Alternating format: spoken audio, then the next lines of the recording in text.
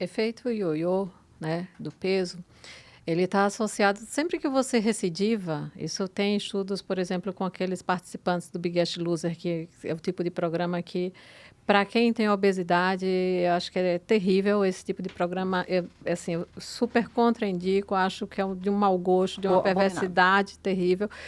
Estudaram esses participantes, depois de um tempo eles recidivam peso, mas eles não recuperam o gasto energético inicial, porque quando você tem um peso maior, você gasta muito também. Mas quando você ganha, você acaba recidivando muito mais gordura do que músculo, né?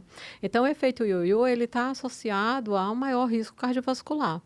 E a obesidade é uma doença crônica. Então, a gente tem a memória da mitocôndria, como a Desirê colocou muito bem, mas a gente tem as características biológicas do indivíduo que determinam o comportamento. Então, tem crianças, por exemplo, que têm hiperfagia desde o berço. Desde o berço. Tem mães que traz o filho para a consulta e eu disse, como que era? Amamentou, amamentou. E como que era?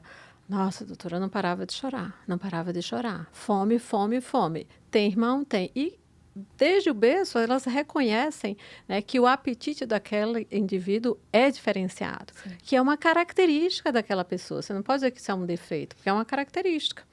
Evolutivamente, é uma característica boa até, né? Por quê? Porque a gente precisa comer para sobreviver. E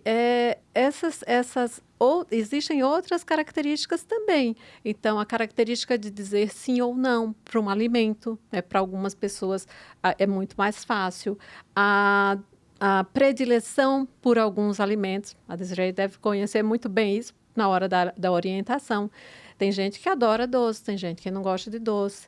Então, a gente tem essas peculiaridades que já vêm na pessoa. Então, você não escolhe ter ou não ter, né? Então, tem obesidade quem pode, não é você escolher. Porque quando a pessoa é magra, né? Os famosos magros de ruins, coitado, lá a gente fazer magrofobia, mas eles podem comer o que eles quiserem, aliás, a quantidade de energia, a quantidade de calorias, que eles não vão engordar, porque a biologia deles não permite, né? Mas para a obesidade funciona diferente. Então, rapidinho você ganha peso. Então, como é um processo, digamos, não é, tem a biologia, e lógico que tem o ambiente, a gente vai ter outros fatores que para umas pessoas vai influenciar mais ou menos, né? Mas a obesidade é uma doença crônica. Então, assim, se você vai começar um tratamento, você tem que saber que aquele tratamento ele não tem data para parar, tá?